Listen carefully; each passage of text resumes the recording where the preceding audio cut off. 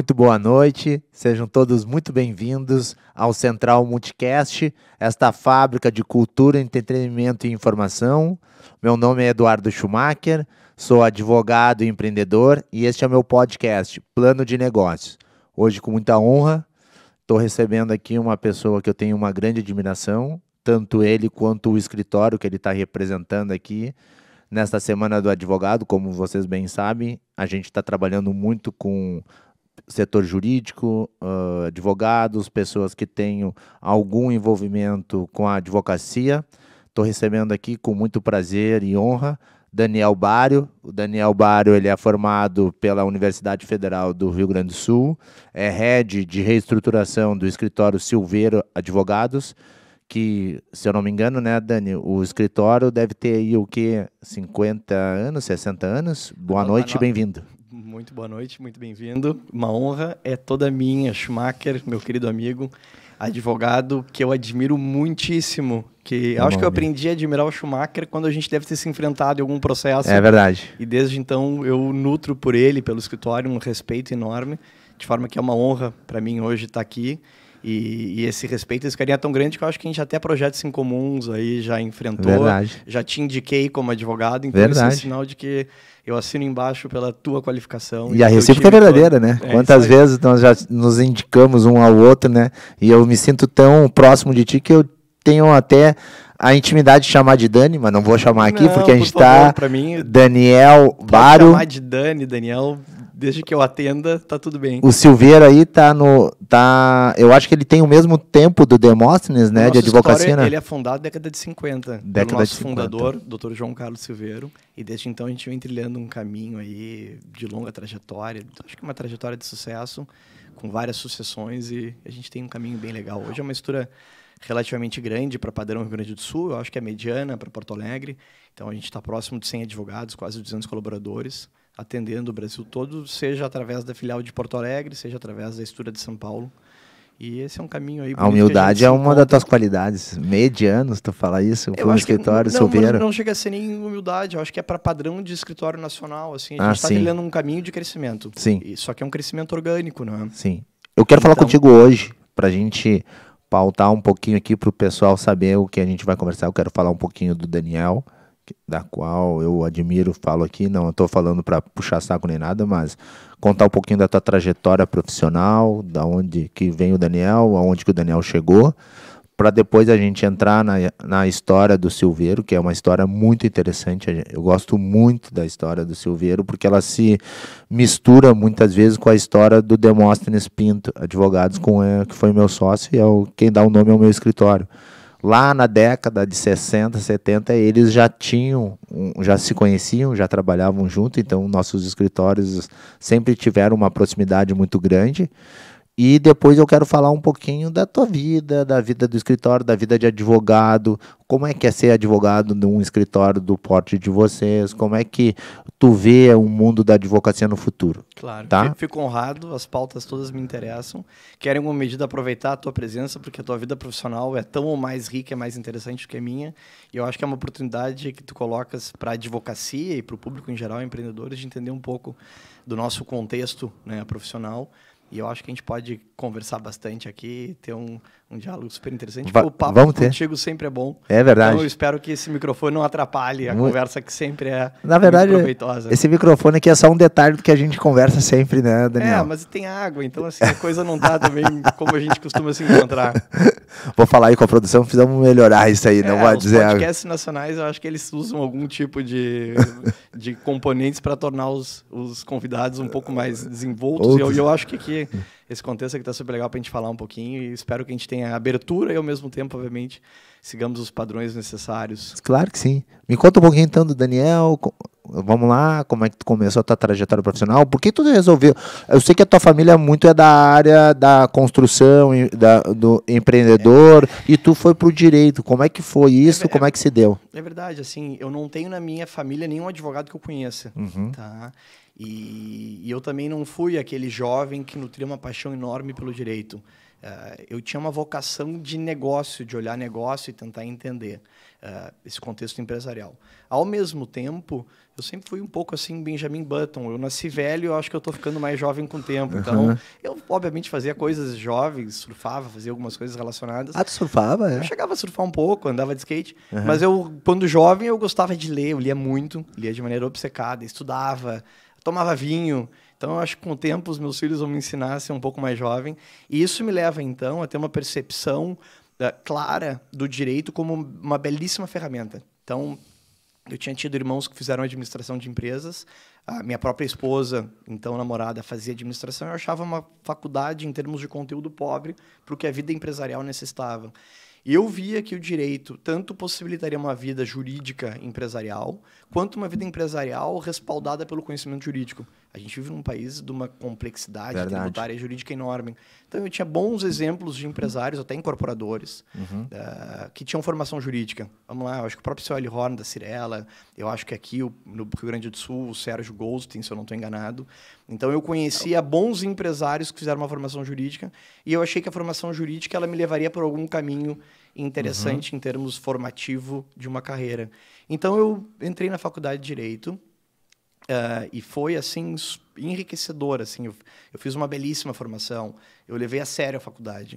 Eu estudei de maneira quase obcecada por 3 anos. Antes de entrar na faculdade, eu conversei com um grande advogado que nos é conhecido, que é o Danilo Kniznik. E eles assim, Daniel, as pessoas elas entram na faculdade querendo colocar terno, gravata e trabalhar. Mas o período formativo da universidade ele tem que ser aproveitado. Então, se puder ter uma dedicação de 2, 3 anos para estudar coisas que vocês não vão ler na vida profissional, aproveita esse período e faça isso. E eu fiz. Então, eu acho que eu tive uma formação super interessante na URGS. Aproveitei o que ela tinha de melhor, tentei deixar de lado o que ela tinha de pior. Na Universidade Federal, a gente sabe das mazelas que sofrem. Mas eu peguei uma faculdade maravilhosa, um tempo sem greve. Então, eu consegui fazer uma carreira... Onde é que te formou? Que ano foi? Eu me formei em 2009 e 10. 2009 e 10. E foi super interessante. Eu pude trancar a faculdade no meio, passei um ano viajando pela Europa para ter um tipo de vida e acesso a coisas que eu achei que poderiam ser enriquecedoras para minha vida. Então, eu sempre fui... Foi sozinho? Eu fui com a Fábio, que é minha esposa, e a gente acabou indo para Dublin. A gente tentou fazer um processo para ir para o Reino Unido e era uma época que tinha atentados e teve um problema na embaixada, perderam minha documentação, negaram, iam pedir para eu fazer um recurso. Ia demorar 6 meses, eu já tinha trancado. Então, a Fábio estava indo para Dublin e eu peguei uma época super interessante, 2006, que era um Tigre Celta. E foi muito legal. Assim, eu vi uma experiência que eu nunca imaginei que eu poderia ver. Eu fui lá assim, com o mindset pronto para fazer o trabalho mais básico, lavar prato, o que fosse necessário. E eu tinha já alguns anos bebendo vinho e tendo experiência, estudando. Então, moral da história, eu acabei trabalhando na maior adega que tinha em toda a ilha. Eu era responsável por fazer compras, então eu viajava pela Europa, visitava vinícolas, ganhei dinheiro, quase que não voltei. Sensacional, E aí chegou um momento em que a minha família aqui, com muita força, disse assim, cara, teu lugar é aqui, tua formação tá aqui, te forma, volta. Acorda desse sonho e volta para a realidade. Mas foi super legal, assim, porque foi uma experiência... sabe, de viver um mundo cortando alguns vínculos que eu tinha aqui muito fortes, né? Ou cortando temporariamente, vivendo sozinho e me virando e ganhando dinheiro. E foi muito legal, assim, com a Fábio, estreitou nosso relacionamento, depois a gente veio a casar. E, assim, viajar pela Europa ganhando em euro, conceitualmente, é muito mais interessante chegar lá e ficar fazendo conta, né? Sabe então, que... foi muito legal. Eu tinha um sonho, né? Que eu não pude realizar, que era viajar, também ficar um tempo fora. Já falei aqui em outros episódios, meu pai era uma pessoa humilde, simples, trabalhador, né? E não tinha condições até para... Ele me ajudou muito para fazer a faculdade, mas ele não tinha uma estrutura para me fazer eu poder viajar. E, graças a Deus, eu consegui fazer isso com a minha filha agora. Que legal. A minha filha está 6 meses na Irlanda. Irlanda. Ela não tá, maravilhoso. Ela não está em Dublin, ela está em Waterford. Fica 2 horas de Dublin. E ela foi mais ou menos na mesma pegada que tu. E hoje também. Ela foi para lá para lavar prato e tal. E hoje em dia ela chegou lá. Ela tem um inglês muito fluente. é uma menina que tem uma boa, é bem extrovertida, como o pai dela, né? Então ela chegou lá e conseguiu achar um lugar dentro de uma sorveteria que hoje em dia ela, praticamente com 18 anos, ela administra a sorveteria, cara. Que legal. Sabe que lá, cara, quando eu cheguei uma semana antes da FAB, e aí, quando a FAB chegou, eu disse, bom, vem aqui num lugar, era um departamento super legal, tipo um Italy, um food hall chamado Fall and Burn. E aí eu desci na adega com ela, fui pedir um vinho e tal, e tava o gerente nos atendendo, David Gallagher. E quando ele terminou de servir, ele perguntou o que a gente achou, o lugar tava abrindo, eu disse, cara, honestamente, assim, eu venho de um país de terceiro mundo, tá? Mas em serviço, o Brasil é um país muito qualificado. Verdade. E a minha percepção é que vocês estão servindo vinhos caros como se fosse cerveja. Vocês têm que mudar o mindset, a cultura tá errada. Vocês estão acostumados a tomar Guinness. Isso aqui é diferente, o serviço é diferente. E o cara gostou de mim e tal, me contratou e foi maravilhoso. Assim, eu trabalhei um monte, trabalhei bem, ganhei, pude me sustentar, pude viajar. Chegou um momento que eu percebi assim, que eu queria viajar pela Europa, porque lá os voos eram ridiculamente baratos. E eu cheguei a falar com a dona desse conglomerado, dessa loja, e disse, olha, eu não vou poder trabalhar aqui, porque eu preciso fechar a agenda, viajar, senão eu perco o propósito meu aqui. Ela gostava de mim e disse, não, faz o seguinte, fecha a agenda, quando tu quiser, viaja, e quando tu voltar tem sempre teu lugar aqui. E quando eu voltava, ela me pagava como se eu tivesse trabalhado. E eu dizia para ela, tá errado. Ela disse, não, é merecido e tal. Então, foi, assim, espetacular. Pô, a gente viajou por todos os lugares, assim, que poderia imaginar. E eu realmente acho que é um período que eu poderia ter feito isso. Assim, hoje é impossível. Hoje é muito difícil. Hoje é difícil parar tudo. Verdade. Tenho filhos pequenos, assim, imagino que talvez numa segunda etapa da vida possa voltar a pensar nisso. E esses dias eu vi um advogado conhecido nosso, sócio do Pinheiro Neto, que fechou lá um ano sabático. Mas é diferente. Acho que quando a gente é jovem, as coisas elas funcionam de maneira mais low profile, mais baratas, assim, vive uma vida mais real europeia. A minha filha, ela foi pra lá e ela nunca comprou no supermercado, ela não tinha nem noção quanto é que custava um shampoo e tal. E ela foi pra lá, começou a trabalhar e mais ou menos na mesma pegada que tu.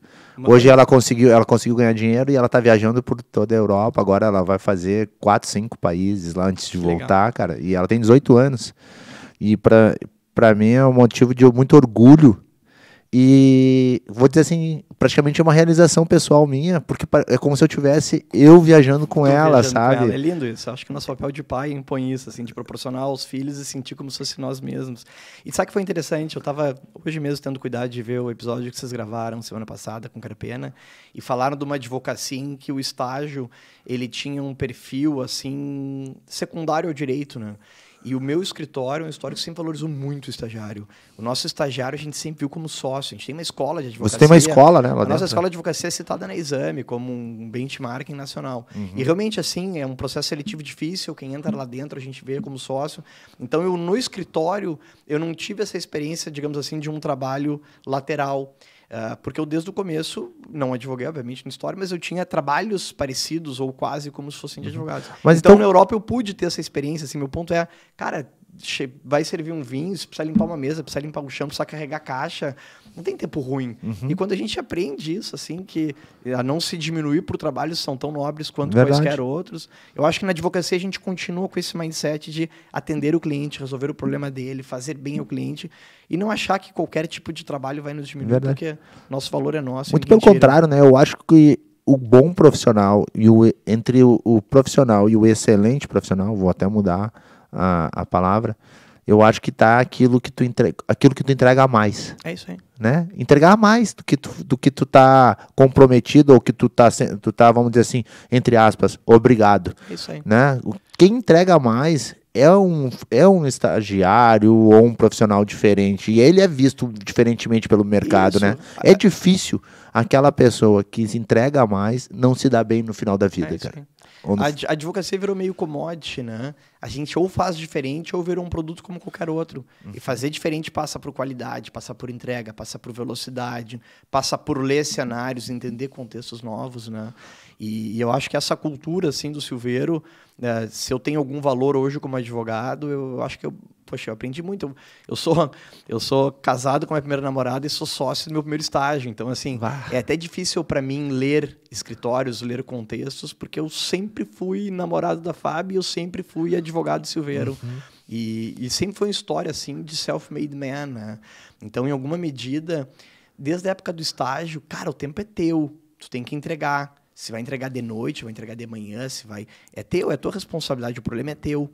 Isso é essa pegada, assim, de ser empresário no direito, desde, assim, desde a advocacia, digamos assim, mais júnior até, obviamente, a advocacia mais sênior. Essa sempre foi a nossa pegada.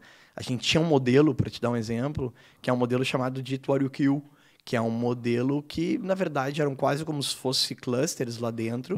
As áreas iam fazendo as suas vidas, seus faturamentos, e tinham lá alguma divisão de rateio, custo, etc.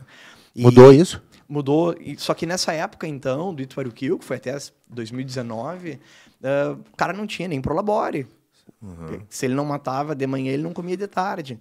Então, esse é um modelo que exigiu da gente um olhar de estar sempre gerando valor no mercado. Corda esticada. É a corda esticada.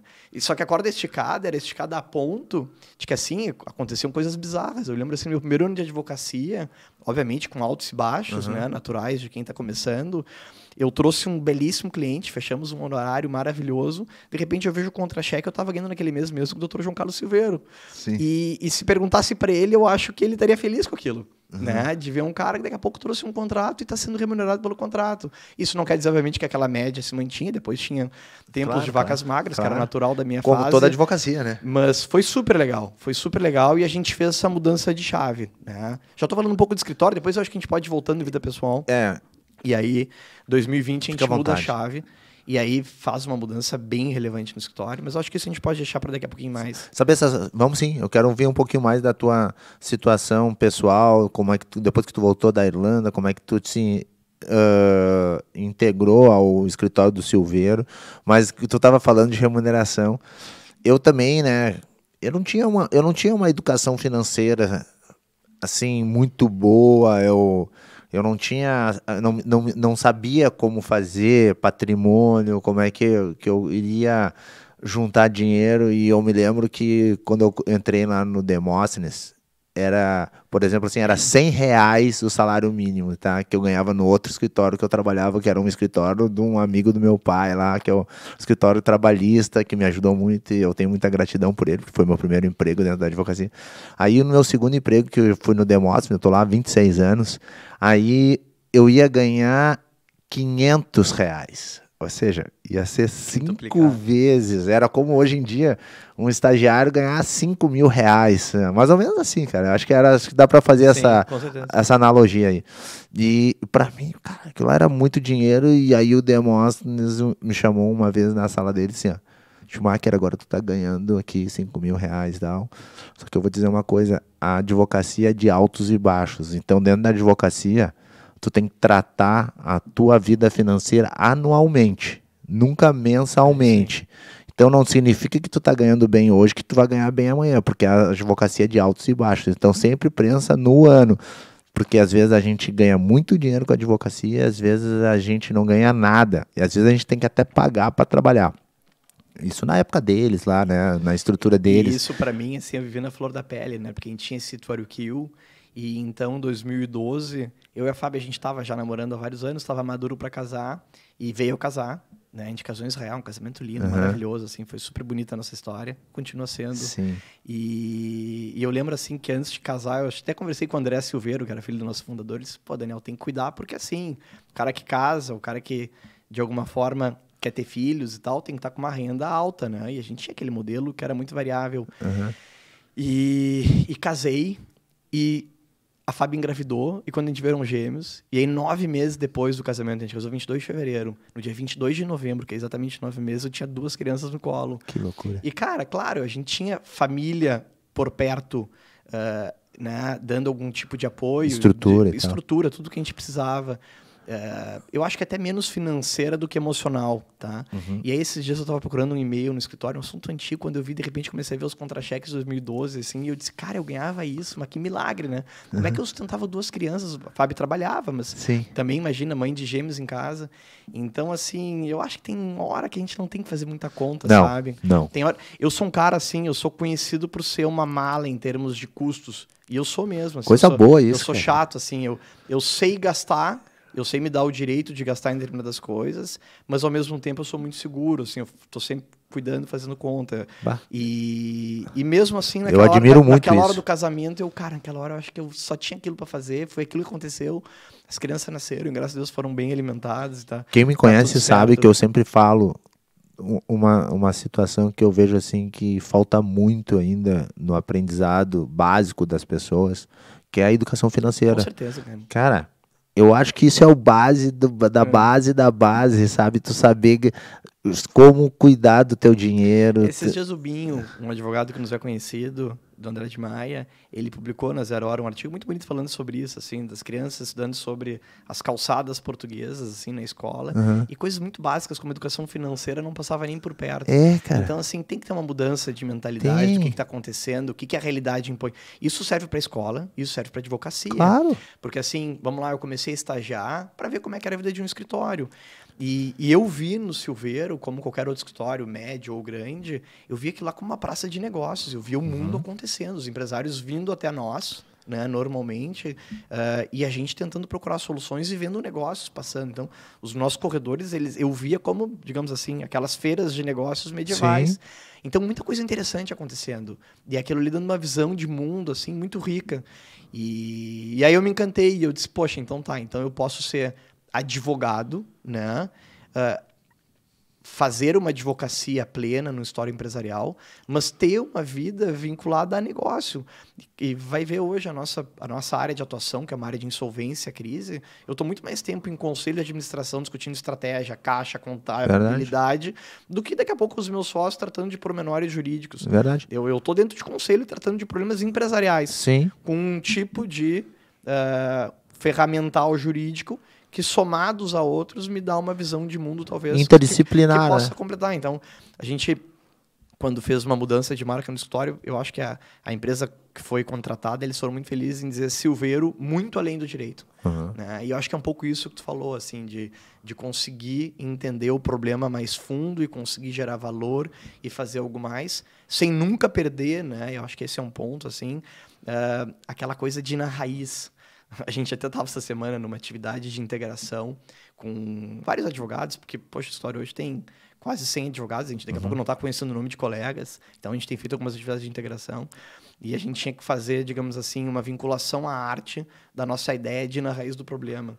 E eu acho que na oportunidade ali eu tive um insight que eu acho que fala um pouco da gente, assim, numa história que eu conheço de um escultor. Dizem que é Michelangelo quanto a Davi, mas dizem que é outro. E aí perguntaram para ele assim, ele pegava uma pedra, esculpia e tirava dela um cavalo. E ficava lindo assim, um cavalo maravilhoso naquelas pedras. E aí perguntaram para ele assim, como é que tu faz uma coisa tão complexa como essa? E ele disse assim, não é complexo, é simples. Eu só tiro da pedra tudo que não é cavalo. E eu acho que a advocacia é um pouco isso, né? A gente tem o condão de ouvir problemas de clientes. Algumas áreas lidam com problemas muito sérios, caso da nossa, de insolvência. A área de família vive com problemas maiores. Outras áreas vivem com problemas que são laterais, são financeiros, como a área tributária, ou de outras ordens, como a ordem mas em pessoal, também. Acho que daria para dizer. Mas eu acho que o nosso papel é esse, né? O nosso papel é depurar tudo aquilo que está em volta, que não é a raiz, que não é a essência, e encontrar o direito e dali tentar extrair algo faça sentido, né? Perfeito.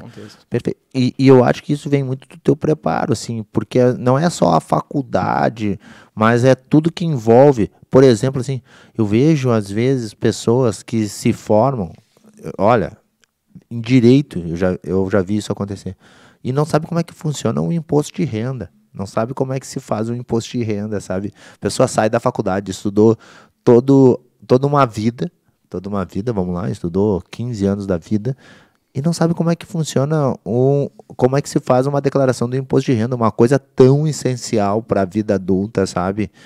Que infelizmente a gente é obrigado a fazer e não tem como fugir. E então vai um pouco na linha do que tu está falando. Eu acho que as escolas vão precisar fazer agora uma reestruturação, uma reciclagem, mudar muito. Eu acho que a pandemia veio nessa linha aí também, sabe? Tu que tem filhos pequenos, tu deve ter sofrido muito com a pandemia, com escola virtual. É muito difícil, né? Eu acho que sim. Acho que isso veio mudar muito, vai mudar muito a questão do aprendizado, sabe? A questão da internet. Para nossa vida, eu acho que não tem volta, né? Na vida da advocacia, nossa profissão nunca mais vai ser como foi antes. Não. E eu acho que por bem. tá? Eu acho por bem, assim, a dependência que a gente tinha de estar em escritório ou estar pegando um avião e passando um dia todo viajando para fazer uma reunião de daqui a pouco 1h30, isso a gente não vai ter mais. Eu lembro, a gente teve um processo de reestruturação em Minas Gerais ano passado, e só tinha um voo bate e volta a Porto Alegre, saía daqui 5h20 da manhã e chegava aqui 00h30. Eu tinha que fazer isso reiteradamente por várias semanas. Era muito sofrido para sentar com um administrador, para sentar com um juiz.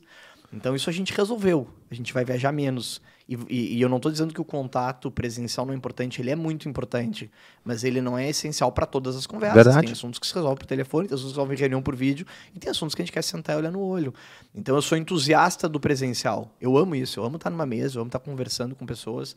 Mas eu também amo, eventualmente, não sair de casa para resolver um assunto que demanda 1 hora de reunião e o sacrifício é de um dia de trabalho. Então, profissionalmente, a advocacia ganhou muito, né? A gente tem no escritório algumas indagações que a gente faz sobre aproveitamento de planta. Então, a gente se mudou, acho que em 2018, pegamos 1.000 metros quadrados na Carlos Gomes, que é o metro quadrado mais caro de Porto Alegre. A gente, em São Paulo, está se mudando para Faria Lima, que é o metro quadrado mais caro do Brasil. Então, mas assim, a gente precisa pensar que todos os advogados vão estar lá ao mesmo tempo? Não precisa. Né? Pode ser uma estrutura mais enxuta. Pode ser uma estrutura um pouco mais enxuta, que faça as pessoas ficarem tranquilas. Assim. Tem alguns caras que rendem muito bem em casa. Porque a advocacia, acho que isso, o nosso consultor, né, quando a gente faz a mudança de modelagem do escritório, ele disse assim, com clareza, né, vocês têm que fazer uma advocacia Camp Nou. Aqueles tempos, ele é um argentino, ele é um dos maiores consultores internacionais de história de advocacia, ele fez um trabalho com Matos Filho e alguns outros. E ele diz assim, aqueles tempos em que se ganhava a Copa do Mundo com o Maradona levando a bola da área dele até o gol, não existe mais na advocacia. Hoje é Camp Nou, hoje cada um tem o seu papel. Para ter um Messi, tem que ter um cara aqui da retaguarda, para ter... E os salários não mudam tanto assim. Então, a ideia de que a gente tem que ser complementar também passa por entender que tem advogados que vão poder render muito bem em casa. Então, Verdade. assim, eu tenho na minha equipe uma advogada que o marido estava indo fazer um mestrado na Espanha. Hoje ela está morando em Barcelona e está rendendo tanto quanto rende aqui. Eu tenho um colega da área de família que namorava uma menina que é francesa. Ele foi morar em Bordeaux. Eu faço reuniões com ele quase diariamente. Fico chateado, porque ele tomando vinho nacional é bem melhor do que a gente aqui. Mas assim, o cara tá trabalhando, tá entregando. Sim. Eu vou reclamar dele. Né? O default de moeda é um problema dele. Se ele tá ganhando real e gastando em euro. Isso não é meu problema. E também tem uma questão que vai também daquilo do que ele quer, né? Eu acho que... E esse é o ponto esse é o ponto, né? Porque eu não posso fazer isso.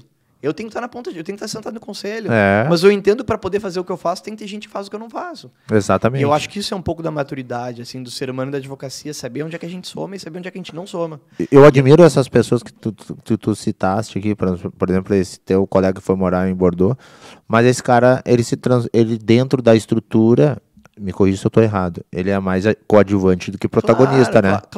Claro que se ele tiver um crescimento pessoal, vai passar por ele estar mais presente. Né? Então, acho que isso sim. Mas ele não é coordenador de área, ele não tem responsabilidade de trazer clientes, ele tem responsabilidade de entregar trabalho, entrega muito bem, um belíssimo advogado, assim como a minha colega que está em Barcelona, que é uma advogada maravilhosa. Então, eu acho que para determinados perfis é possível sim fazer isso. Eu por exemplo, estou discutindo internamente no âmbito familiar uma mudança para morar em São Paulo. Pensar em São Paulo, tendo que todos os dias ir para o escritório, é uma complexidade de trânsito e tempo diferente do que se eu pensar em estar 3 dias no escritório, os outros 2 visitando clientes, fazendo reuniões na rua. Então, eu acho que é um pouco desse perfil.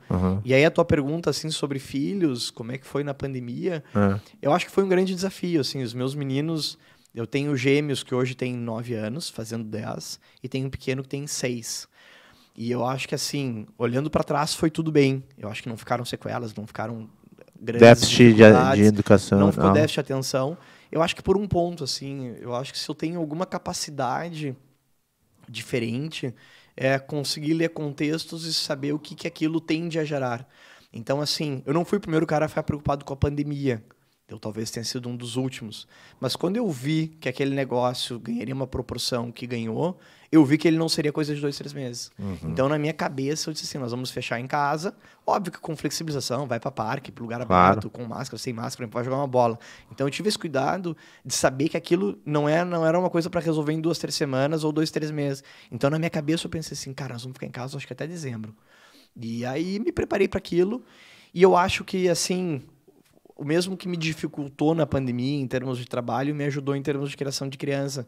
Porque eu fazia reuniões, né, do quarto, o gabinete ficavam para eles fazerem aulas, o colégio deles, o israelita foi muito bem, então rapidamente se adaptou. Era sobre isso que eu queria falar, sobre o déficit educacional que as crianças tiveram na Só que pandemia. eu tinha uma perspectiva de que, cara, eu não ia permitir eles ficarem no videogame fazendo besteira e não levando a sério, porque eu sabia que aquilo lá ia durar. Se fosse uma coisa de 2 semanas, esquece. Claro. Né? Mas não, então isso me prejudicava, porque eu ficava em cima deles. Fui um pouco mais... Aumentei o elemento pai tirano e diminui o elemento pai caridoso. Entendi. Que é o papel que cabia, importante, obviamente. óbvio, Eu acho dúvida. que a gente tinha como casal ali, eu e a Fábio, que se adequar e se somar.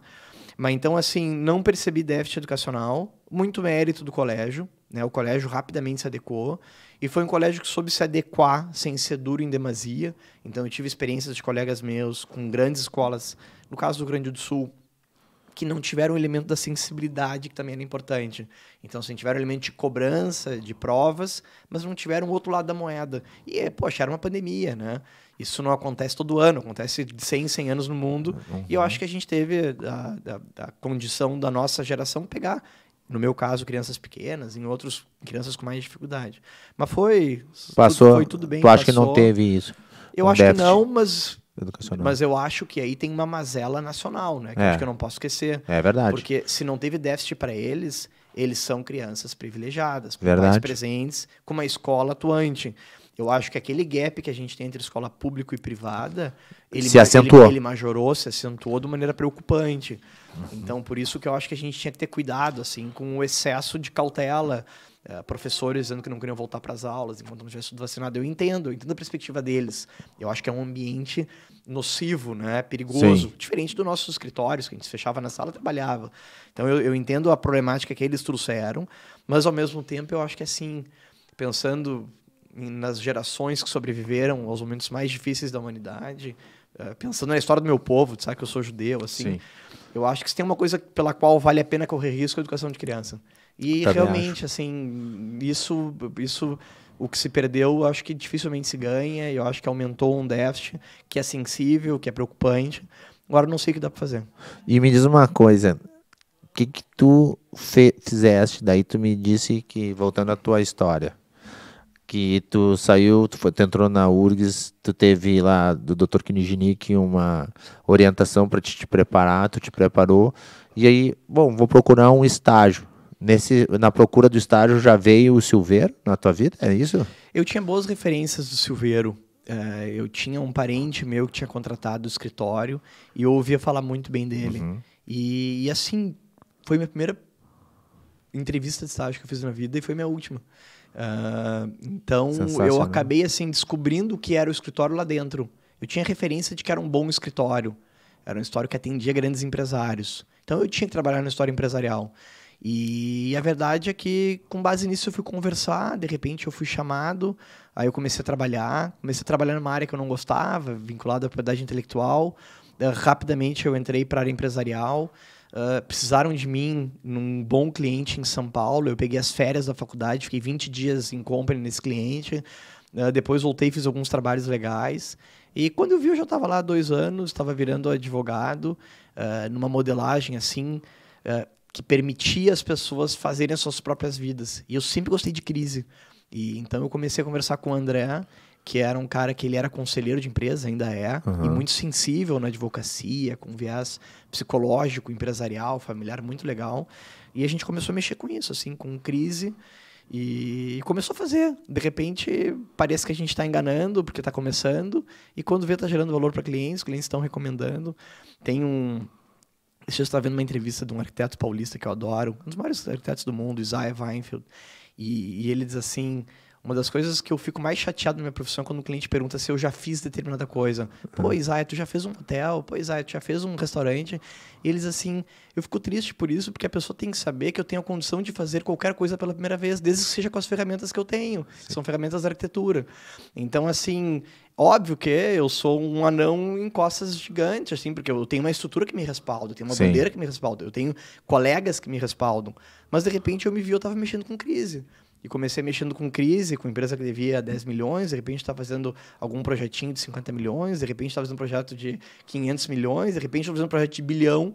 E as soluções são as mesmas, né? Eu acho que aquele negócio de entregar a receita do bolo é o mesmo, né? A receita do bolo é a mesma. Assim, tu faz o bolo de casamento ou faz um bolinho ali para um aniversário? Muda as proporções, né, Schumacher? Eu acho que tu é prova disso, né, verdade. Cara?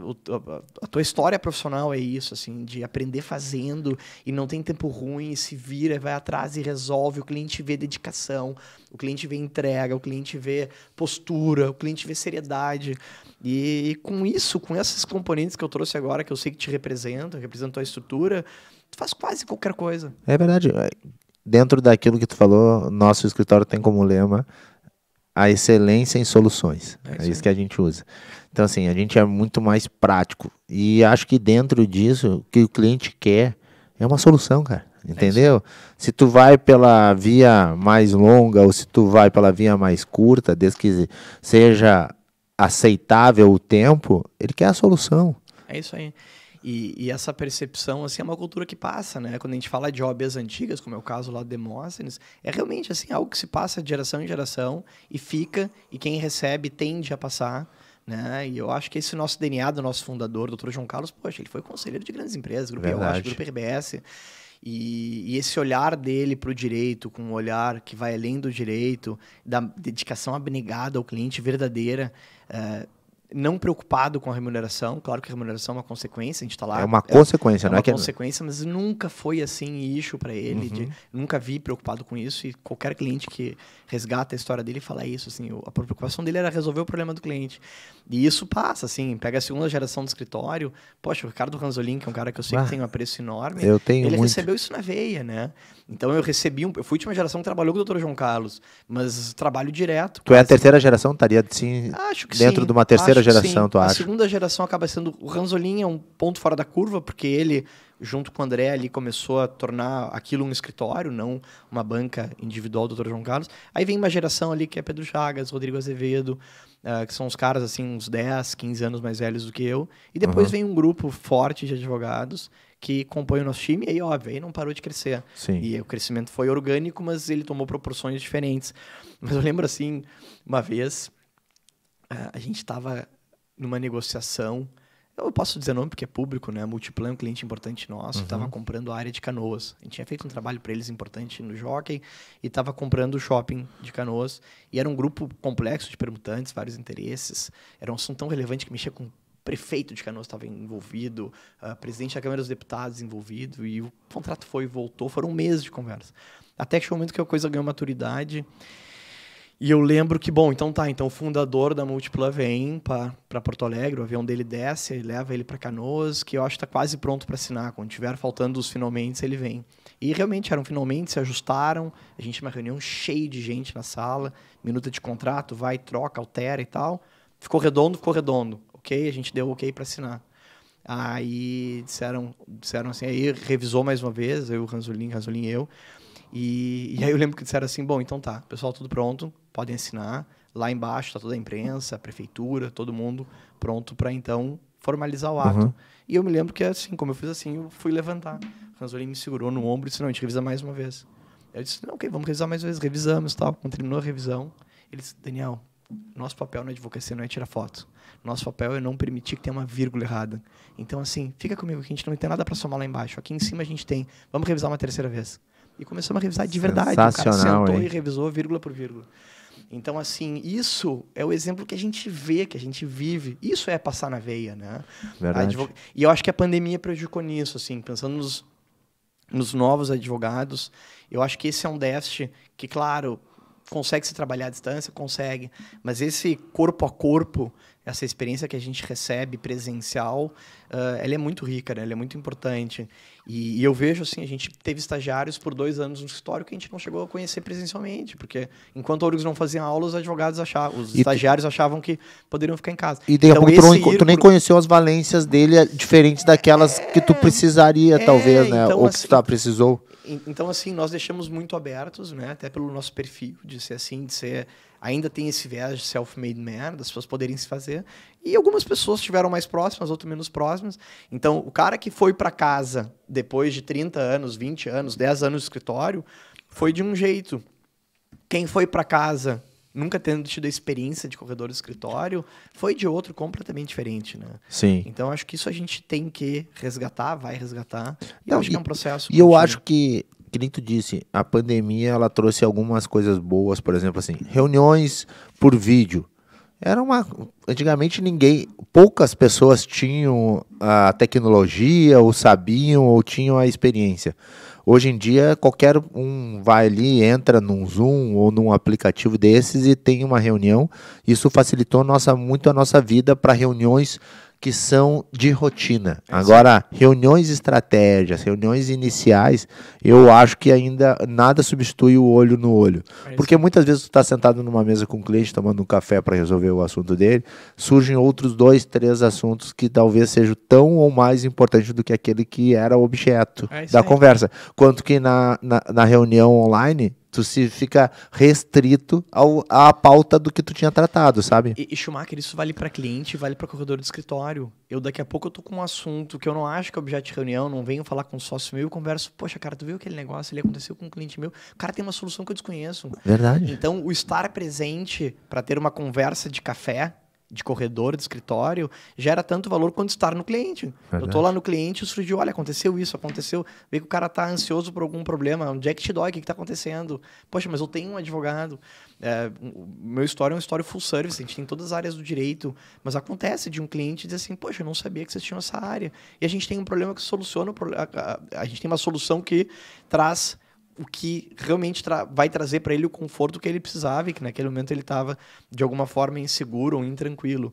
Então, esse presencial, o ser humano é um bicho que se relaciona, um ser político, um ser de convívio social. Lá no meu escritório nós somos 10 advogados, tá? E nós temos uma agenda toda segunda-feira às 11 da manhã para tratar da agenda da semana. E dentro da agenda da semana, a gente discute muito sobre casos, assim, de um advogado. Eu tô com esse caso aqui, alguém já ouviu falar? E ali surgem muitas ideias, às vezes muitas experiências que ajudam, um colega ajuda o outro. E isso é insubstituível, não dá para te fazer. Não tem como substituir, e eu acho que isso está muito alinhado até com a nossa estratégia, assim. Porque o que acontecia, então, lá, quando a gente tinha aquele modelo de it or you kill, as pessoas naturalmente se preocupam com a sua própria subsistência, né? Só que isso acaba sendo muitas vezes em detrimento do cliente, porque os problemas do cliente hoje, eles são multidisciplinares. Ou o cara tem uma questão que é monofacetada e a gente tem pouco a contribuir, porque qualquer um pode contribuir, ou ele traz um problema multifacetado, que por ser assim, ele vai provavelmente ser melhor remunerado. Então, quando a gente faz a mudança, a gente mudou a chave em 2019 para 2020, foi bem prévia a pandemia. Acho que é uma boa entrada agora. Fala um pouquinho pra gente do Silveiro. Quando tu entrou lá, então, ele era um escritório um pouco mais... acho que a palavra até é um pouco... pejorativa, não é acanhado que eu quero dizer, mas era um escritório menor, um escritório que estava em outro endereço. Quando vocês se mudaram ali para Carlos Gomes, o escritório teve uma projeção maior, não eram 100 advogados. Como é que se relaciona, como é que se administra um escritório de 100 advogados? Eu sei que tu é head da área de reestruturação, mas tu está bem envolvido com a gestão do escritório. Se eu não me engano, o Ranzolin, que é um queridão, hoje é o CEO, acho que posso usar essa palavra. A gente falou que ele não seja mais para fazer uma transição e permitir ele trazer outras valias que são muito importantes, mas ele ainda é nosso managing partner. E aí eu vou voltar. Sem querer te atrapalhar, mas eu acho que eu só queria que tu encaixasse no que tu ia concluir. Vamos lá. Essa situação do escritório que eu particularmente tenho uma admiração imensa pelo Silveiro, porque eu vi o crescimento do escritório de vocês, eu vi que vocês começaram a trazer bastante advogados qualificados de outra área, vocês tiveram um planejamento estratégico. Essa incorporação é mais recente, né? Mas segue aí. A gente teve uma incorporação sim de áreas, mas aí assim, essencialmente, a gente teve um choque geracional. O escritório era um escritório tradicional, e tradicional pode-se entender /antigo, né? Com belíssimos advogados. As áreas que atendiam eram muito boas. Quando a gente começa a fazer a sucessão, mesmo familiar, teve o falecimento do Dr. João Carlos, talvez a gente conseguiu crescer com amarras diferentes. E alguns advogados muito visionários lá dentro, querendo esse crescimento. Então, esse crescimento foi se dando de várias formas, né? A gente entendeu que precisava se mostrar para o mercado como um escritório tradicional, que não esquecia as raízes, mas que também era muito moderno e também tinham soluções adequadas para os problemas atuais. E essa mudança de chave foi a mudança que nos permitiu competir da forma como hoje a gente compete. Então, a gente foi lendo o mercado, entendendo quais eram as posições que a gente deveria percorrer. Eu me lembro que, na época, eu estava no conselho de administração e eu estava fazendo uma leitura do Porter. E eu acho que o Porter fazia remissão, uma analogia, dizendo assim, tem a zona boba do tênis. O cara pode fazer um tênis de rede, para ser um cara que procura rede, como o Sampras e o Wimbledon, ou o cara pode ser um Nadal de fundo de quadra em Roland Garros. Né? Claro que ele não usou esses exemplos porque são exemplos mais modernos. Sim. Agora, quem está no meio do caminho toma a bola no pé. E eu acho que a gente teve essa leitura assim, do escritório, de que se a gente já estava deixando de ser um escritório boutique, por não ter uma área, não poderia ser middle, deveria ser grande. E ser grande sem perder qualidade, e alguns batendo muito na tecla, sem perder rentabilidade. Então a gente fez essa mudança. Só que a mudança de ser grande, mas ser premium. Porque a gente não vai competir com escritórios que têm milhares de advogados num galpão alugado num metro quadrado barato. A gente não consegue competir com eles. Então a gente tem um contencioso no escritório, que pode ter um volume maior, mas tem que ser para um cliente que quer ganhar, que quer resultado, e que a gente possa cobrar por esse resultado. Essa leitura de mercado foi uma leitura que a gente foi fazendo. O próprio Ranzolin, ele teve uma experiência muito interessante. Ele ficou durante alguns anos indo para Harvard todo ano, fazendo um planejamento estratégico. E a gente fez uma primeira modelagem ali, já tinha feito uma outra antes. Eu não estava ainda vinculado à administração do escritório. E aí chegou um momento mais recente, né? Lá em 2000, talvez 18, 19, que se entendeu, bom, agora chegou num limite o nosso Ituário Kill. Porque a ideia que estava por trás do Ituário Kill é que ele era muito conveniente, mas quem saía perdendo era o cliente. E que a gente teria que, então, abrir mão de determinadas rendas ou de determinada modelagem para fazer com que todos participassem do bolo. Né? E esse todos participar do bolo é a equação mais complexa, lidando com advogados, que são seres humanos complexos e belicosos por natureza. Né? Então foi uma mudança muito sensível, teve a mão muito forte ali do Ranzolin, o Rodrigo Azevedo, o Rodrigo Muti, o Ricardo Moraes. Todos esses estão até hoje lá. Estão até hoje. E esses caras, então, recomendaram a contratação de um grande player desse mercado de advocacia, que começou a tentar fazer, então, a gente fazer a migração dessa modelagem que nós tínhamos do Ituário Kill para um lockstep, que é híbrido, né? Um lockstep de carreira, de crescimento, com algumas remunerações variáveis, com alguns bônus, mas com uma carreira pensada a longo prazo, até o dia que nós vamos chegar lá para os caras que vão envelhecendo, dentre eles todos os advogados, e vão dizer, olha, aqui é a porta de saída, porque tem que ter início, meio e fim essa carreira. Né? Então, foi um processo muito traumático, óbvio que nem todos aguentaram, alguns ficaram pelo caminho, mas eu acho que foram, digamos assim, fricções necessárias, porque nem todos se adaptavam à modelagem. Mudança de cultura. Muito forte mudança de cultura. E eu acho que a gente está aprendendo fazendo, assim. E aí eu queria chegar num ponto, porque o Madeiro, que era esse consultor, ele tem um livro publicado pela RT, é bem interessante.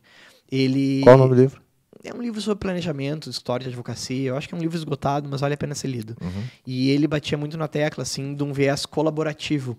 E que realmente colaborando as áreas, elas geram mais valor para o cliente, geram uma relação mais perene e podem, obviamente, gerar honorários melhores, porque o cliente percebe que aquilo é uma solução de muitos.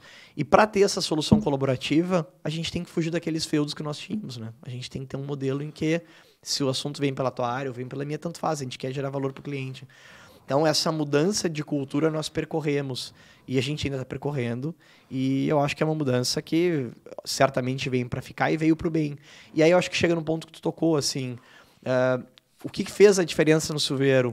Cara, a gente mudou marca, a gente mudou logotipia, a gente mudou sede, mas a gente mudou a nossa cultura em algum aspecto, a gente mudou a nossa modelagem e mudou a nossa compensação, que é a parte mais sensível de qualquer ser humano, é o bolso, que mudou por completo. E as pessoas tinham arranjos, tinham advocacias moldadas segundo determinados padrões, que de repente, de um dia para o outro, virou a chave, 1º de janeiro de 2020, não existia mais. Então foi muito conversado. mas veio pro bem. E eu acho que essa soma de elementos faz hoje tu, Schumacher, que é um cara de mercado, olhar para a Silveira e dizer, poxa, é um escritório moderno, um escritório qualificado, um escritório grande, é um escritório que eu penso daqui a 30, 50 anos. Então, eu acho que é um pouco isso, assim, né? Aquele princípio meio Buffett, assim, cara, não seja 5 minutos sócio de algo que você não imagina daqui a 10, 20 anos. Silveira é um escritório que eu imagino daqui a 10, 20 anos, eu quero ser sócio desse escritório. Porque eu vejo muitos escritórios que têm o tempo dos nossos escritórios aí, que beiram. O nosso aqui foi o Demóstenes inaugurou ele em 59. Então nós estamos falando aí de um escritório de 62 anos. 63, desculpa. 63 anos. E aí o de vocês não está muito longe disso. E aí a gente vê os escritórios se renovando e conseguindo se manter no mercado. É uma proeza e tanto, porque o escritório de advocacia, ele tende a ficar velho junto com os seus sócios, né? Se eles não têm esse perfil de, vamos dizer assim, entre aspas, dar o lado. O Demóstenes deu o lado. Ele sempre falou isso, né? Esse escritório aqui não é meu, esse escritório aqui é dos próximos. Ele é preparado para quem vem, não é para mim. É isso aí, essa mudança ela é muito sensível, ela foi importante para a gente e eu acho que nos permite assim, pensar a longo prazo. Em termos empresariais, assim, acho que vale para a advocacia, porque a advocacia não deixa de ser um negócio. Eu sempre digo, assim, uma empresa não vive de uma ideia. Uma ideia tem início, meio e fim, tem um ciclo, pode ser mais ou menos longo. Ela vive da capacidade de ter ideia. E eu acho que essa nossa capacidade de ler mercado, de entender o que está acontecendo, de procurar os caminhos, é o que nos faz ter 60 anos e galgando aí algumas décadas a mais e não pensando no fim do túnel. Agora, se tentar viver de um contexto, de um modelo de negócio, de um produto, os produtos têm o ciclo cada vez mais curtos, né? As coisas são muito vazias, elas vêm, surgem, vão embora. E eu acho que é o estar alerta, o estar atento, estar vendo o mercado, entender os movimentos, saber o que aquilo ali vai gerar a médio e longo prazo, é o que nos permite estar, digamos assim, trilhando um caminho com cada vez maior força. E isso, assim, isso a gente tem que cuidar muito, porque as pessoas tendem a se acomodar. E a estrutura não pode nos acomodar, né? E o que eu acho um grande desafio nesse processo que vocês tiveram, esse processo, eu vou falar assim, agressivo, porque foi agressivo, assim, se tu olhar quem era o Silveiro antes e o que é o Silveiro hoje, mudou radicalmente. A minha visão de fora, tá? Talvez tu que estejas lá dentro não tenha toda essa visão, mas eu que acompanho a vida do escritório de vocês, porque a gente tem processos, ou a gente está de lados opostos, ou a gente está numa parceria, então a gente tem proximidade profissional, os dois escritórios. Eu digo que vocês mudaram da água para o vinho. E eu acho que o maior desafio nessa mudança é manter os clientes, é deixar os clientes seguros e mostrar para os clientes a diferença que vocês vão poder entregar mais do que vocês entregavam antes, né? É que esse processo, né, de começar a jogar um outro jogo, de pensar num jogo nacional, né, numa advocacia internacional até em muitos casos, de jogar o jogo premium, eu acho que é um jogo diferente, as ferramentas são diferentes, né? E eu acho que essa mudança a gente teve e vai continuar tendo. Então, assim, a nossa dedicação abnegada para o cliente vai permanecer sempre, mas a gente tem que entender o que a gente não pode fazer. Então, tem determinados produtos ou casos que não tem nosso DNA, a gente não vai entregar, não vai fazer bem. Então, também passa por entender quem são os nossos clientes, né? Que tipo de tamanho de cliente a gente pode ter. Claro que a gente tem áreas diferentes e as áreas têm perfis distintos. Então, eu, por exemplo, eu mexo com crise. Eu não estou fazendo a restauração do Odebrecht, estou fazendo de empresas que faturam menos do que esse player. Eu posso estar vinculado ao Odebrecht por conta de um credor, quero galgar o caminho de fazer a restauração deles. Mas a nossa área de, digamos assim, nosso tributário quer atender o Odebrecht. Estou dando um exemplo. Claro, né? entendi. Um exemplo clássico na insolvência. Mas vale para outros. Então, assim, claro que o escritório tem essa ambivalência de atender perfis de empresas, mas eu acho que toca num ponto que é importante, para mim é caro. Hoje eu tenho um papel no escritório comercial muito posso dizer importante. Eu lidero um olhar, ou eu participo de um grupo que lidera o olhar comercial. E assim, não adianta. As contas de um jurídico de uma grande empresa são diferentes das contas de um cliente menor. O cliente menor pode dar bons honorários, tem um atendimento que nos faz sentido para algumas áreas mais, para outras menos. Mas assim, o fazer essa advocacia que tu chamou de água para o vinho também passa por estar jogando o jogo dos grandes players. E é um jogo que o ferramental... sim, é parecido, mas ele tem mudanças tênues, né? E isso eu acho que... Por exemplo? o entender o mindset de uma empresa que não tem dono, assim, de uma empresa que o dono é um grupo espanhol que a gente nunca vai conhecer. Entender o mindset, como é que funciona a contratação de um jurídico, de um RFP deles. Entender que a empresa, quando é uma empresa pequena, empresarial, eles têm um olhar sobre o problema. Quando é um grupo que está lá por trás, é outro olhar completamente diferente. O saber que, assim... Eu ainda vivo em Porto Alegre, tu também vive em Porto Alegre, mas entender a relevância de São Paulo, nível nacional, América Latina também, que lá é um centro financeiro nervoso diferente de Porto Alegre. Então, essa nossa mudança de patamar também passa por uma consolidação da nossa estrutura de lá. Hoje a gente fatura em São Paulo tanto quanto fatura no Rio Grande do Sul. A gente tem tantos metros quadrados lá quanto tem aqui na nossa próxima sede. A gente tem tantos advogados lá quanto tem aqui. Então não é um escritório que tem lá uma estruturazinha pequena para dizer que atende São Paulo. A gente de fato está atendendo São Paulo. Tem sócios nossos morando, tem sócios nossos indo semanalmente, tem sócios indo quinzenalmente. Então, o jogar esse jogo, assim, teve uma história recente de um cliente nosso que ligou final de ano para um advogado nosso dizendo o seguinte: olha, os caras vão apertar a conta no que vem, a gente vai ter dificuldade de contratar itens essenciais. E teve uma sobra de orçamento esse ano bem relevante, de 3 dígitos. Eu faço o seguinte: eu sei que eu vou contratar vocês, e sei que ano que vem, se eu quiser contratar, eu vou ter dificuldade. Eu vou transferir valor, porque eu vou ir comendo, eu já paguei adiantado serviços. Essa mentalidade empresarial, que é de gestor jurídico, é uma mentalidade do mundo real, de como é que os caras funcionam. Que não existe em cliente assim que está fazendo conta diferente, que talvez valoriza menos o papel do advogado. Claro. Porque na nossa profissão, ou o cliente consegue mensurar o valor que a gente gera, ou a gente quase que não gera valor, né? É verdade. É um serviço muito, muito líquido em algum aspecto. Vou dizer uma coisa que eu acho que, espero que eu não soe mal, assim, a nossa entrega, a qualidade da nossa atuação num processo, a qualidade de um contrato, a grande maioria dos clientes não tem condições e tempo de entender de que daqui a pouco uma vírgula muda a vida deles. É verdade. Eles não têm essa condição. Então, eles vão ficar também em externalidades. Eles vão ver se a nossa estrutura é uma estrutura qualificada. Vão ver se daqui a pouco a gente tem uma postura em reunião adequada. Se a gente consegue, numa reunião, num problema, achar solução. Isso sim é mais palpável. Mas tem muita coisa do que a gente faz que fica embaixo do lençol, né? Consegue perceber. E ele vai perceber na derrota ou na vitória. E convenhamos, a vitória e a derrota, ela está vinculada à nossa atuação, mas ela tem também um pouco de aleatoriedade, né, no judiciário. Acontecem de lados errados ganharem, lados certos perderem.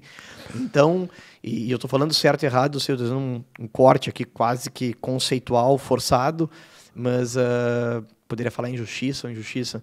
Mas o meu ponto é o entender o jogo da empresa e como é que ela funciona é o que talvez permite a gente consolidar esse crescimento e consolidar essa atuação mais empresarial, ainda mais grandes grupos econômicos, ainda mais nacional, premium, full service, né? Dentro dessa tua experiência e de tudo que tu está falando, que eu concordo 100%, eu te faço uma pergunta. Para onde nós vamos caminhar com a advocacia na tua visão? Tu acha que a advocacia só vai daqui a pouco existir com esses grandes grupos, escritórios fazendo fusões e criando grandes corporações jurídicas, ou ainda há espaço para aquele advogado que trabalha sozinho? Eu te pergunto isso porque hoje em dia, acho que o pessoal não sabe, nós temos aí, por exemplo, vamos dizer um advogado que seja um advogado de contencioso lá, o cara faz sozinho. Hoje em dia, o contencioso ele está dentro de uma estrutura que é o judiciário virtual. Hoje em dia o judiciário está todo automatizado, é processo eletrônico. Daí tu vai ver, é um sistema em São Paulo, é outro sistema em Porto Alegre, tem cidades que tem 2, 3 sistemas diferentes. Nós aqui sofremos com isso, né? Porto Alegre tem 2 sistemas dentro do Poder Judiciário do Estado do Rio Grande do Sul. Sem contar, não estou nem contando Justiça Federal e outros tribunais. Um advogado sozinho é muito difícil, acho que hoje em dia, tu conseguir ter toda essa dimensão, porque eu estou falando só de uma partezinha da advocacia, que é o cuidado do processo. Aí tu tem o atendimento com o cliente, tu tem a captação, tu tem que estudar. Eu não consigo mais ver o advogado trabalhar sozinho. Não sei como é que tu vê isso. Eu vou dar o meu exemplo, assim, e eu vou trazer alguns elementos que eu espero que somem nessa tua importante indagação. O primeiro elemento colaborativo, né? Eu, Daniel, quero ser um advogado reestruturador de empresas. Tá? Eu quero atender grandes grupos, eu quero solucionar problemas de dívida e de estrutura de capital. Eu tenho colegas na área que têm estruturas boutiques, que são poucos advogados resolvendo o problema de clientes. Eu acho que fazem um belíssimo trabalho e tem grandes advogados nesse contexto. Eu acho que eu, numa estrutura full service, mitigando problemas que surgem, como de conflito, que é quase que uma questão necessária que acontece. Quanto mais cresce, mais conflito tem na atuação, né? Mas mitigando esse elemento, eu hoje entendo que, tendo uma estrutura full service, eu atendo melhor o cliente. Porque um cliente meu, quando ele chega com um problema de dívida, nunca é um problema monofacetado. Esse problema de dívida gera problemas com trabalhadores, e a gente tem lá um belíssimo advogado trabalhista, que é o caso do Guilherme Guimarães, que é um dos maiores advogados que tem, talvez, no sul do Brasil nessa área, advoga para Gerdau e grandes grupos.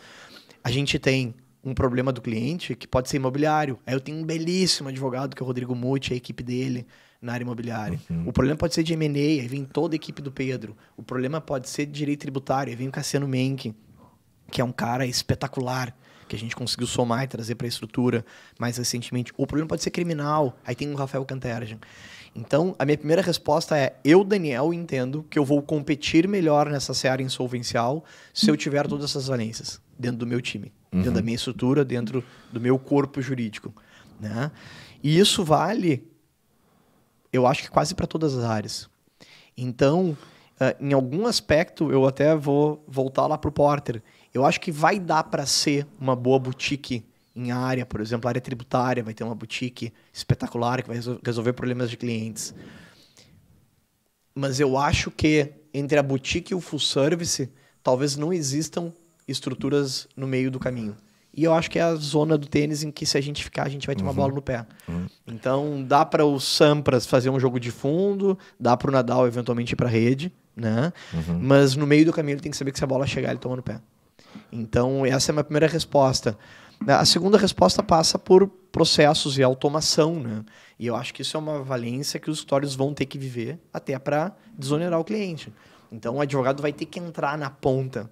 O advogado não vai deixar de existir, ele vai entrar em determinada ponta. Mas pode ser que, quando ele chegue para fazer o trabalho dele, já tenha metade do caminho andado e foi a máquina que fez, o que é legítimo. Mas eu não consigo ver os problemas que eu e tu resolvemos dos clientes resolvido por um algoritmo ou por um computador. Eles não vão resolver o problema quando ele ganha essa complexidade empresarial. Não, isso eu não acredito também. Eles vão resolver problemas outros, vão fazer daqui a pouco uma auditoria contábil, até poder olhar lá um tributarista e resolver um outro ponto. Vai ser muito mais um instrumento do que o fim, né? Mas a última ponta, eu acho que cai na pessoa. E talvez seja um viés assim purista, talvez seja um viés de um cara ingênuo, né, que não vive daqui a pouco um Vale do Silício, mas eu acredito nisso, assim, acho que a pessoa vai estar lá na ponta para resolver alguma parte desse processo complexo, né? Tem uma frase do Einstein que eu gosto muito, que perguntam para ele assim: Einstein, como é que vai ser a Terceira Guerra Mundial? Né? Imagina, depois de tudo que aconteceu, Segunda Guerra Mundial, bomba atômica e tal, e eles assim: eu não sei, a terceira eu não sei, eu sei a quarta. E aí perguntam: como é que vai ser a quarta? Eles: vai ser a pau e pedra. Né? Porque a ideia é que a gente vai crescer, mas vai chegar uma hora que vão sobrar as pessoas, vão sobrar as relações humanas, vão sobrar o que tem de mais caro ao ser humano, ao indivíduo. E no caso dele é uma visão quase que apocalíptica, catastrófica. No meu caso não, eu estou fazendo uma remissão de que no final do dia sobra pau, sobra pedra, sobra advogado. Né? E eu acho que isso... Tu acha que vai ter mercado para todo mundo, tu acha, em algum momento? Eu não sei se mercado para todo mundo. O meu argumento é que eventualmente até possa majorar o volume de desemprego. A gente tem a OAB formando muita gente. Verdade. Né? Então, assim, eu não estou dizendo que vai ter mercado para todos. Eu estou dizendo que a advocacia vai continuar existindo. Sim. E no final do processo vão ter pessoas envolvidas com ela. Mas vai modificar muito a advocacia. Já modificou, né? Acho que sim, já modificou. A gente tem a área de contencioso escritório, tem uma série de exemplos maravilhosos para trazer. O teu exemplo que tu falou aqui no início da nossa conversa foi nessa linha. Se tu pegar, por exemplo, um advogado que hoje vai ficar restrito à parte dele de trabalho dentro de um processo... Ele não vai entregar para o cliente um trabalho completo. O cara tem que ter outras valências, tem que ter outras qualidades, ele tem que trazer, ele tem que ser multidisciplinar quase, né? É o que tu és, por exemplo, tu sabe de balanço, tu sabe de empresa, tu vai para um conselho de administração, desculpa, um conselho de administração, um conselho fiscal ou um conselho de alguma empresa para discutir a reestruturação dessa empresa, tu tem noção do que tu tá falando. Não adianta só tu saber do que tu estudou na faculdade, tu teve que incorporar outros conhecimentos. E eu acho que o advogado é isso hoje em dia. É isso aí, e mais do que tudo, assim, uma leitura humana, né? O poder se sensibilizar com o problema alheio, viver o problema dele até um certo ponto, né? Fazer aquilo que gosta. Então, sei que tu é gremista, assim, eu me lembro de ver, eu sofri muito com o Grêmio dos anos 90, menos com o Ronaldinho, que foi embora rápido, mas eu me lembro, assim, aquele perfil profissional, ele não é um profissional que eu estou citando como referência, mas, assim, o jogar rindo. As pessoas conseguem fazer aquilo rindo, fazer com tranquilidade, leve. É uma coisa que a gente vê, assim, que para eles, não estou dizendo que é fácil, eles fazem parecer fácil. Naturalmente. Eles fazem parecer natural.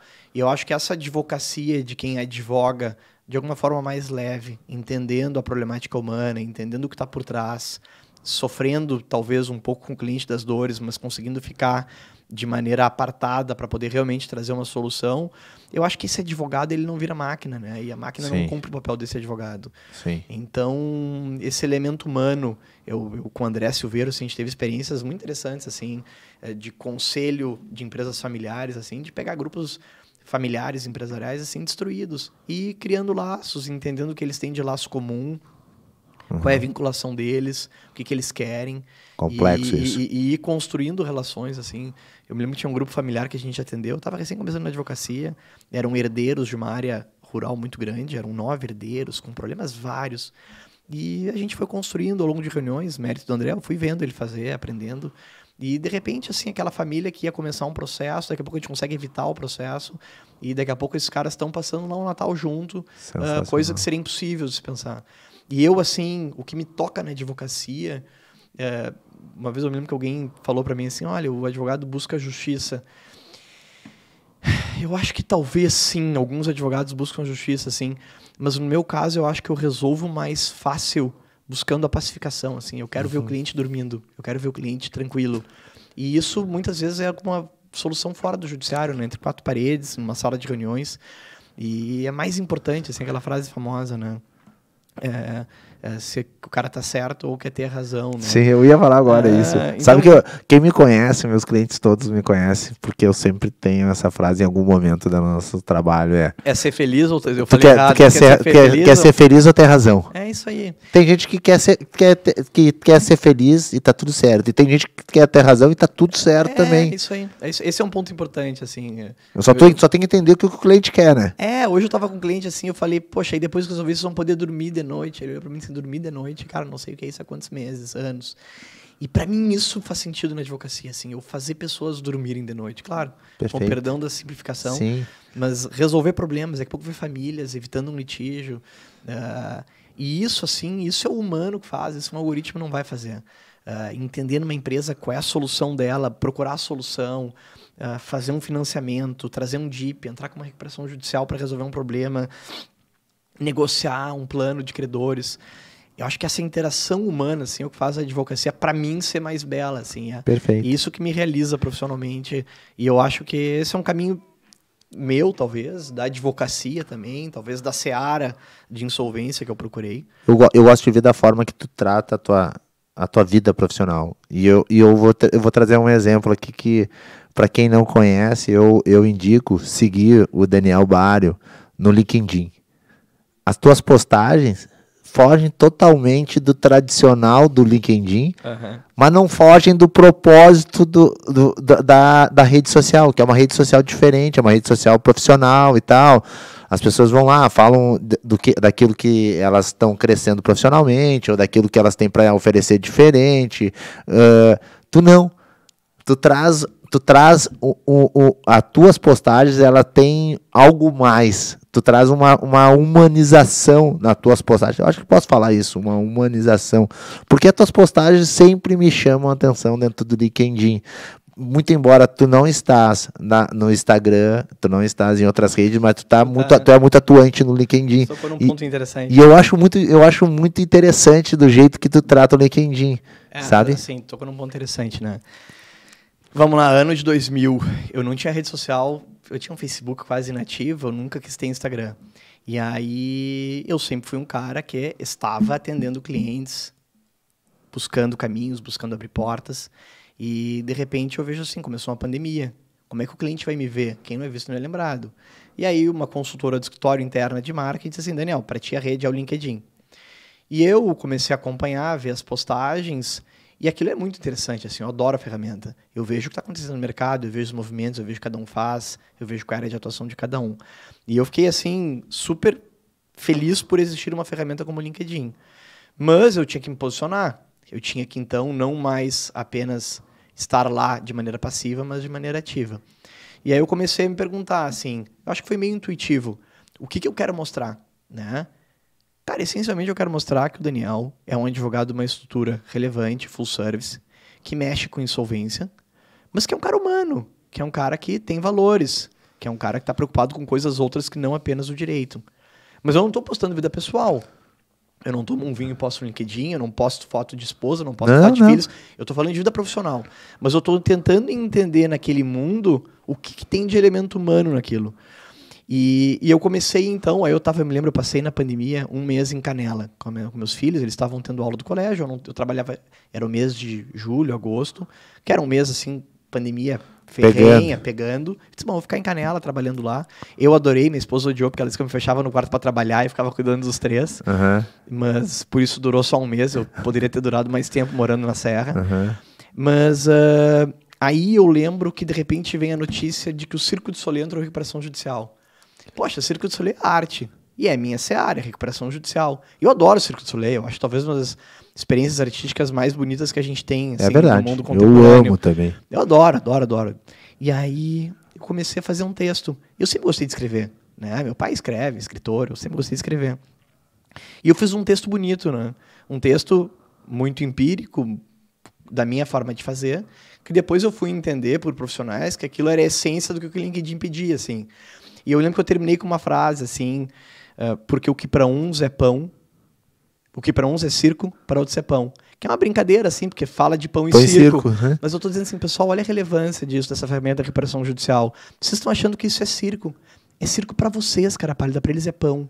Eles vivem disso, as famílias sustentam disso. Então foi uma frase que eu terminei. E de repente viralizou. Eu não tinha nada de seguidor. E viralizou. Quando eu vi, cara, volume, assim, viral. E aí eu disse, pô... Eu me lembro muito bem dessa postagem. Mas foi a primeira que eu fiz, eu acho. Porque eu terminava dizendo, porque o que para uns é circo, para outros é pão. Ou seja, dê atenção para esse player, deixa ele reestruturar, deixa eles resolverem a dívida deles, eles vão continuar sendo quem eles são. E aquilo ali foi uma mudança de mindset, porque eu disse assim, cara, eu tô morando em Canela um mês, e de repente eu tô acessando o mundo. O mundo tá me vendo. Eu tive cliente, não daquela postagem, mas eu já tive clientes indianos me contratando pelo LinkedIn, me contratando para restauração. Então, eu fiquei chocado com a ferramenta, com o potencial dela. Claro que não é todo dia que a gente faz uma postagem e viralizar. Né? Mas que ali tinha uma ferramenta espetacular, tinha. Tem uma outra postagem que me chamou a atenção também, que agora eu não me lembro muito bem o contexto, tá? Mas tu vai te lembrar, mas que tu me chamou, que tu fez também uma analogia entre algum processo ou alguma situação profissional com teus filhos que estavam estudando xadrez. Ah, pode ser. Entendeu? Pode ser. Eu me lembro de uma postagem assim, que também me chamou muita atenção, que também, o teu mindset assim, foi muito longe, saca? Foi legal isso. Assim. Eu misturo algumas coisas pessoais, assim... Mas esse foi o máximo que eu vi da tua vida profissional. Sem foto de filho, mas falando ali. Mas borderline eu vou. E quando a gente pega algo pessoal, toca muito mais fundo das pessoas, né? E eu me lembro dessa postagem porque quando veio... Eu estava justamente nessa época em Canela e de repente eu abri uma Veja e eu vi assim, poxa, um brasileiro, mestre enxadrista, ganhou do Magnus Carlsen, que é o melhor do mundo. Eu disse assim, cara, que legal. Eu sempre achei que o xadrez era uma ferramenta rica em termos de desenvolvimento mental. Eu também. E nunca investi nela, meu tempo, mas eu achava que meus filhos seria legal, assim, eles entenderem raciocínio, o sequenciamento lógico, as consequências dos atos. E então eu peguei e disse, cara, o mundo hoje está na nossa mão. Eu vou falar com esse brasileiro ganhando o melhor do mundo. E disse, eu quero que tu dê aula para meus filhos. Contatei o cara. E o cara foi muito atencioso e me respondeu dizendo, Daniel, eu posso dar, mas eu não sou o melhor cara do Brasil para dar aula para criança. O melhor cara do Brasil, até vou fazer aqui uma propaganda então, é o Bruno Godinho, que é um cara queridão, amigo, que virou um amigo da nossa família. Eu disse, bom, então tá, me dá o acesso do Bruno. Conversei com o Bruno e disse, Bruno, eu quero que dê aula para meus filhos. E meus filhos começaram a fazer xadrez. E fizeram os maiores. E, de repente, o pequeno começou a entrar. E foi lindo de ver o processo deles de desenvolvimento, assim. Muito lindo. E o pai fica muito coruja de ver, assim, partidas e lances e tal. E aí chegou um momento que eles começaram a jogar campeonato nacional. E foram super bem. O Davi, o Rafa, os mais velhos. O pequeno ainda não, mas tem capacidade para isso. E o Davi teve um lance, assim, que ele estava num campeonato importante e ele simplesmente não viu um checkmate que tinha na cara dele. Mas, assim, é muito tenso o movimento. São partidas cronometradas, rápidas. E ele não viu. E aí eu me lembro que eu fiz uma postagem, assim, de que... E eu me lembro que o professor gritava, assim, comigo no telefone, óbvio, não para ele ouvir, checkmate em um, checkmate em um. E eu não podia falar pro Davi, porque senão ele ia ver.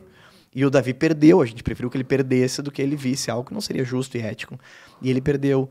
E eu me lembro que, assim, eu disse, essa era a minha referência na postagem, e eu acho que isso, sim, mostra um pouco do viés da vida. Eu disse assim, na nossa vida, a gente sempre tem alguém do nosso lado nos dizendo o que está acontecendo. Só que a gente não pergunta, ou a gente é prepotente e não quer ouvir. Claro que naquele momento era um campeonato e o meu filho não podia ser só o professor, mas estava na cara de todo mundo em volta dele.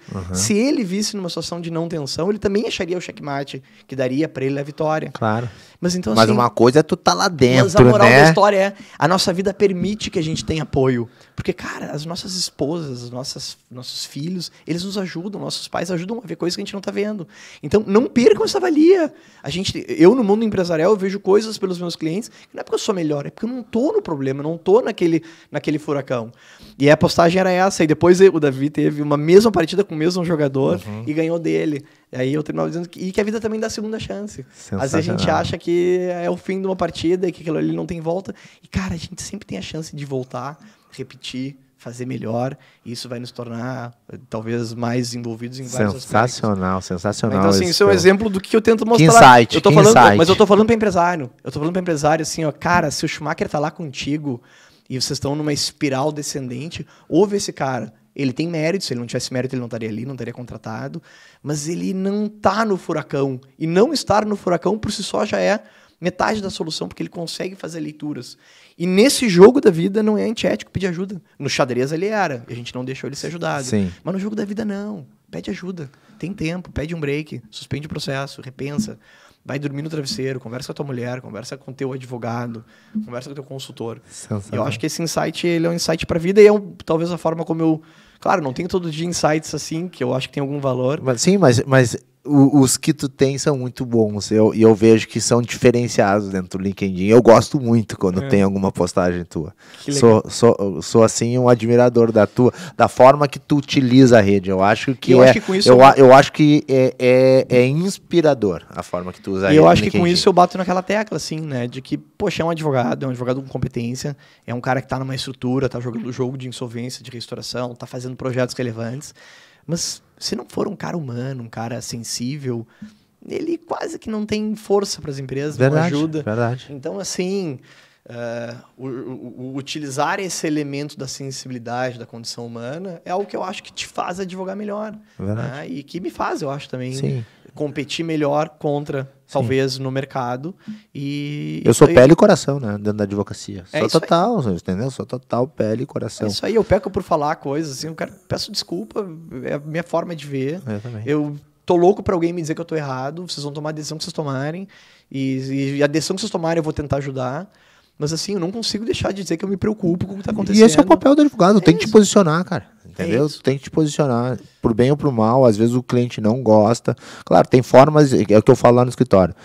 Tem formas de falar, tudo tem formas de falar. Não pode também ser muito preto no branco, às vezes, e às vezes tu precisa ser preto no branco, mas tu tem que falar ou tu tem que te posicionar, e é isso que o cliente quer. Um advogado que se posicione e fale, ó, isso eu acho que tem que ser assim, assim, assim, assado, ou dizer pra ele, ó, tu tá indo pelo caminho totalmente errado. O caminho é isso aqui, cara. E ter essa postura, e ao mesmo tempo se permitir também estar errado, né? Porque sim, eu acho que na nossa profissão, a gente, talvez um dos pecados que é da profissão e o ego comete é o ego, é a vaidade. E eu acho que assim, eu vejo, por que, poxa, eu indico o teu escritório, ou tu especialmente, para resolver um problema de um cliente? Porque eu sei que é um cara que tá preocupado com o cliente. A vaidade, cara, põe ela na lata do lixo, manda ela longe. E isso permite eu daqui a pouco entrar numa reunião, defender um ponto e entender, olha, pode ser que eu esteja errado. Mas é o meu ponto de vista, é a forma como eu vejo. E aceitar ou ouvir. Às vezes eu saí de uma reunião relevante, um cliente, poxa, uma empresa centenária, uma dívida grande, e eu estava com um advisor financeiro nela, e ele saiu, assim, da reunião, preocupado, dizendo, Daniel, eu fiz uma leitura corporal de que tu não gostou do que eu disse. Eu disse diferente de ti. Eu disse assim, cara, o dia que... Primeiro, assim, eu vou ter que rever minha postura corporal, porque eu estou mentindo através do meu corpo. E segundo, tu tem que me conhecer bem, que o dia que eu ficar brabo por tu dizer uma coisa que tu pensa diferente de mim, eu deixo de ser quem eu sou. Eu só vou ser um advogado que gera algum valor para cliente quando eu quiser saber quando eu estou errado e estar disposto a correr esse risco. Então, assim, eu vou te chamar para um processo de reestruturação se tu não vai me dizer o contrário do que eu, porque tu pensa diferente. Não faz o menor sentido. Eu ventríloco, para dizer o que eu digo, eu pago alguém mais barato. Eu quero que tu traga a tua posição. Então, assim, o te desnutrir dessa vaidade é um negócio relevante, porque a nossa advocacia, pô, de repente vira importante, de repente começa a ganhar um pouco mais, de repente começa a ter uma relevância para clientes, começa a aparecer, poxa, eu estou hoje aqui num microfone, eu pareço um popstar contigo aqui, mas, cara, isso não é realmente relevante, isso não me faz ser melhor. Se a gente consegue entender, né, a limitação que nós temos e o valor que a gente tem que dar para os clientes, eu acho que a gente vira seres humanos melhores. Eu acho que é o se desnutrir dessa vaidade, assim. A advocacia permite. Não, poxa, o cara tá de gravata, o cara tá com um lencinho, o cara botou um relógio caro, o cara tá com... Isso tudo não é relevante. Talvez a gente tenha esse cuidado, até para o respeito aos clientes, né, da forma como se veste, mas não é o que nos faz ser melhores, e a gente tem que saber que, no final assim, do dia, a gente tem que poder só ajudar, é um prestador quase como qualquer outro, tentando gerar valor para o negócio do cliente. Sensacional. E isso é o que talvez nos permite olhar mercado e ser visto no mercado de uma forma diferenciada, como eu sei que é o teu caso. Nosso caso. E eu sempre gosto, quando estou chegando para finalizar o podcast, um último insight, assim. O que tu diria para um advogado que está começando agora, ou que está começando, que está saindo da faculdade, que tem lá, conhece o Silveiro, conhece o Daniel, e às vezes pensa em, será que caminho que eu tenho que tomar, para onde eu vou, como é que eu começo, ou até para o estagiário, o que tu falarias, ou falas para os teus estagiários, por exemplo, que estão começando uma vida profissional, vamos dizer assim, uma dica positiva e uma dica assim para ele não fazer. Eu vou chamar assim de dica negativa, vamos dizer assim, não é negativa, mas é uma crítica construtiva e uma palavra de uma mensagem para ele, para o caminho que ele tem que tomar, o que ele tem que fazer. Não sei se eu me fiz entender. Fez claro, me pegou de bate-pronto, mas deixa eu tentar, então, trazer algumas ideias que para mim fazem sentido. A melhor coisa é pegar de bate-pronto no podcast, cara. Não sabe como é bom. Mas eu acho que a ideia é essa, sim. A gente só faz isso com quem a gente sabe que é inteligente, entendeu? Não é com qualquer um. Não, espero poder, então, estar à altura do que tu imagina e de mim. Mas vamos lá, assim, o que não fazer? Tá? Eu acho que um grande ponto é não encurtar caminhos. Tem aquele estudo famoso norte-americano do marshmallow, né, que avaliou as crianças e disseram para elas assim, basicamente, cara, tem um marshmallow na tua frente, se aguentar 10 minutos sem comer, ganha 2. E se entendeu que determinadas crianças tinham talvez uma genética mais propícia a aguentar não comer em prol dos 2. E outras, eles não conseguiam, eles olhavam para aquilo e não conseguiam. Hoje se tem um olhar sobre esse estudo menos fatalista, porque essas carreiras, essas crianças foram acompanhadas. E as crianças que conseguiam não comer o marshmallow foram mais bem-sucedidas. E não estou nem falando profissionalmente, tinham vidas mais estruturadas, famílias mais sólidas. Só que a forma como eu entendo, e depois tiveram estudos nesse sentido, é que a gente não tem que ser fatalista, porque a gente consegue treinar não comer marshmallows. Uhum. Porque a gente poderia dizer, essas crianças nasceram com condições, essas não nasceram com condições. Mas o se treinar a não comer marshmallow é uma coisa que na advocacia é muito importante. Porque se a gente quiser encurtar caminho, Pega o meu caso, cara, vai começar a trabalhar cedo e não ficar os 2, 3 anos recomendado lá pelo Danilo. Eu tenho certeza que eu teria trilhado um caminho diferente na advocacia, teria deixado de ler coisas que me fizeram diferença na minha carreira. Então, a primeira resposta é não encurta caminhos, assim. A vida é um processo constante de abrir mão de coisas hoje, de marshmallows hoje, em prol de marshmallows amanhã. Tem que ter o cuidado, óbvio, de não ficar a vida toda sacrificando. Então, assim, também tem que se permitir uma hora chegar e dizer, ok, estou com 2 marshmallows, vou comer um. Também encerra para o lado oposto, né, nesse movimento pendular de pessoas que vão sacrificando, de repente a vida fica pelo meio do caminho, sofrem em demasia. Então, o que não fazer é, não tentem encurtar os caminhos têm o seu tempo. Ótimo. Só que, aí eu vou para a dica positiva, os caminhos têm o seu tempo se vocês aproveitarem o seu tempo. Não é o natural. Né? Aquela coisa dos X mil dias, eles não vêm ao natural, eles vêm com treino. E tem uma frase no Talmud, Talmud é a sabedoria oral judaica, que se discute... Isso daria um outro programa, né? A gente falar aqui do mundo judaico. Eu sou fã do mundo judaico, cara. Eu sei. E tu sabe, né? Eu leio vários livros e tenho vários amigos judeus. Um grande professor da minha vida é um judeu, que é o Saul Waldman, que eu te amo, Saul. E foi um excelente conselheiro de vida. Então, eu, assim, ó, a gente poderia falar um outro programa do mundo judaico, né? Não quero te atrapalhar teu raciocínio. Bom, eu sou encantado, por isso eu vivo isso de maneira intensa.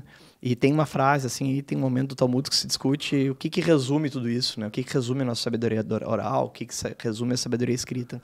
E aí vários sábios dizendo insights, coisas mais vinculadas ao humano, outras mais terrenas e tal. E tem um que diz assim, o que resume a nossa vida é um sacrifício pela manhã, um sacrifício pela tarde, né? E eu acho que a palavra por trás aí é coisa positiva, né? Se o negativo for não encurtem caminhos, a palavra final positiva é constância. Não existem montanhas gigantes se a gente der um passo de cada vez.